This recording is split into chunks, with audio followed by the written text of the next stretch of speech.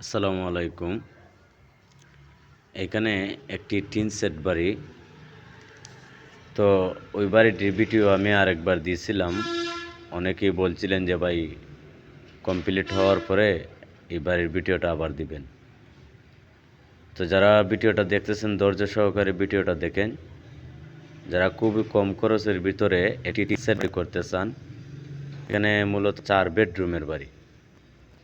তো যে সমস্ত কাজগুলো আপনারা দেখতে পারতেছেন, এখন পর্যন্ত আপনার কত টাকা খরচ, টোটাল কত টাকা খরচ হবে ওইভাবে কাজগুলা করলে পর এখানে যে হচ্ছে 3 ইঞ্চি গাঁথনির উপরে এই বাড়িটা করা হইতেছে এবং এখানে 3 ইঞ্চি গাঁথনি করা হয়েছে। প্লাস্টারের পরে কিন্তু বোঝা যায় না যে অন্য 3 ইঞ্চি গাঁথনি কি না 5 ইঞ্চি গাঁথনির কাজ।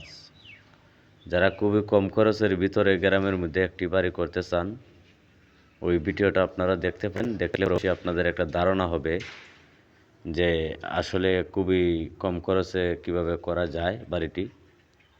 এখানে মূলত প্রায় 4টা বেডরুমের বাড়ি, হেলথ সিস্টেম। তো রুম সহ যদি আপনারা দেখতে চান, ভিডিওটা না টেনে পুরোপুরি দেখেন, অবশ্যই আপনাদের একটা ধারণা হবে যে এই বাড়িটির মধ্যে টোটাল কত টাকা খরচ আসবে এই পর্যন্ত ওইভাবে কাজগুলা করলে পর। এবং কাজের যে চার্জগুলো আছে, এই কাজের চার্জ যদি আপনারা ফলো করেন এবং এই কাজ অনুযায়ী যদি আপনিও করেন, তাইলে অবশ্যই আপনি করতে পারবেন খুবই কম খরচের ভিতরে এই ধরনের একটি বাড়ি। তো মূলত ওই বাড়িটির সম্পূর্ণ কাজ কিন্তু আপনার রডের যে সেকশনগুলো আছে, রডের হিসাবটা হচ্ছে আপনার 8 সুতা রড, অর্থাৎ 8 মিলি রড। আপনি যদি চান যে ভবিষ্যতে আপনি ওই বাড়িটার মধ্যে ছাদ দেবেন, আসলে ছাদ দিতে পারবেন না। যেমন ওই বাড়িটির মধ্যে ছাদের যে সেকশন আছে এবং ছাদের যে একটা কোয়ালিটি আছে, এই কোয়ালিটি অনুযায়ী কিন্তু ওই বাড়িটির মধ্যে রডের ব্যবহার করা হয় না। এবং ওইখানে কিন্তু আপনি জাস্ট টিন দিয়ে করতে হবে। ছাদ দিতে গেলে আপনার রড বাড়াইতে হবে এবং গাঁথনি বাড়াইতে হবে।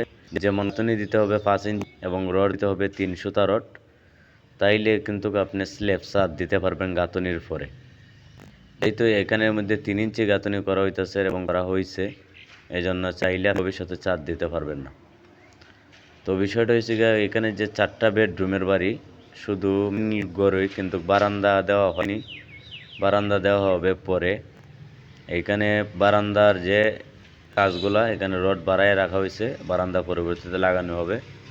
এবং হেলথ সিস্টেমে বাড়িটি করতে আপনার বর্তমান সময়ে কত টাকা বাজেট রাখতে হবে টোটাল, এবং টোটাল ওইখানে আমাদের কাজগুলো কত টাকা খরচ হলো এই পর্যন্ত মিস্ত্রি মজুরি ছাড়া।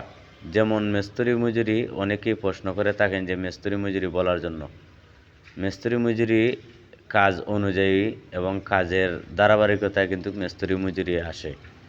এখানে যদি আমরা মিস্ত্রি মজুরির কথা বলি তাহলে প্রবলেম হবে। এবং এখানে যেমন মিস্ত্রি মজুরিটা যার যার কাজ অনুযায়ী এবং কাজের অনুযায়ী নেওয়া হয়, বাগে দেওয়া হয়। এইখানে যে মালামালের হিসাব সহ, ক্যারিং খরচ সহ যদি আপনি হিসাব করেন যে এই পর্যন্ত কাজ করতে কত লক্ষ টাকা লাগলো এবং এই যে কাজগুলো আছে এই পর্যন্ত আপনি যদি করেন, তাহলে আপনি আপনার জায়গা থেকে আপনি হিসাব করবেন। মালামালের একটা ধারণা দেওয়া হবে যে এই বিল্ডিংয়ের মধ্যে এবং এই বাড়িটির মধ্যে কতটুকু মালামাল লাগলো।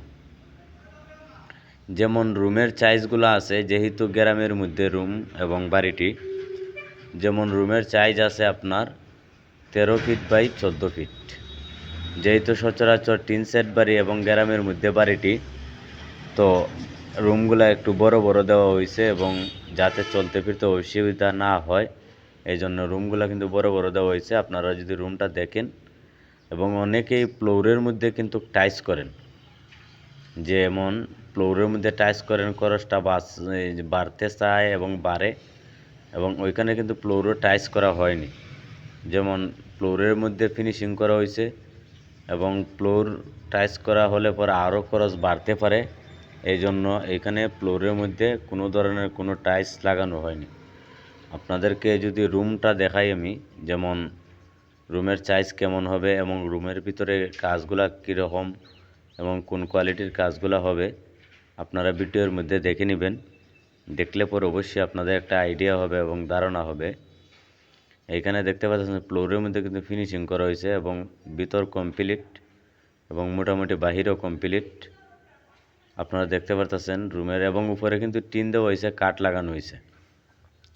যেমন কাঠ সহ টিন সহ যদি আপনি হিসাব করেন এই পর্যন্ত আপনার কত লক্ষ টাকা লাগলো এই বাড়িটি সাজাইতে, এবং আপনি যদি সাজান আপনার মনের মতো করে, তাহলে আপনি আপনার বাজেটটা নির্ধারণ করবেন এবং আপনার খরচটা বুঝতে পারবেন যে আপনার খরচটা কতটুকু লাগতে পারে। এখানে যে সিস্টেম এবং যে সিস্টেমে কাজগুলো করা হয়েছে এই সিস্টেম অনুযায়ী কিন্তু আমাদের মালের হিসাবটা আমি দিতে পারি আপনাদের কাছে। আপনারা একটু ধৈর্য সহকারে খেয়াল করবেন। এখানে যে 4টা বেডরুমের হিসাব করে ইটগুলো দেওয়া হয়েছে, এখানে প্রায় 10,000 ইটের প্রয়োজন হয়েছে 3 ইঞ্চি গাঁথনি করে। এবং ওইখান থেকে যদি আপনি রডের হিসাব করেন 250টা রড লাগছে প্রায় 750 কেজি। 750 কেজি রড লাগছে এই পর্যন্ত। এবং যদি সিমেন্টের হিসাব করেন প্রায় 120 ব্যাগ সিমেন্টের প্লাস্টার সহ নিচের বেস থেকে এই পর্যন্ত প্রয়োজন হয়েছে। এবং আপনারা দেখতে পাচ্ছেন গাঁথনির যে সিস্টেমটা সম্পূর্ণই কিন্তু দেয়াল এবং পার্টিশন সহ কিন্তু 3 ইঞ্চি গাঁথনি দেওয়া হয়েছে। এবং আপনাদের যদি হিসাব দেই যে এই পর্যন্ত মালামালের যে আইডিয়াটা আপনাদেরকে দিলাম, যদি কংক্রিট বা কুয়া যদি হিসাব করেন প্রায় এখানে 600 ফিট কুয়ার প্রয়োজন হয়েছে।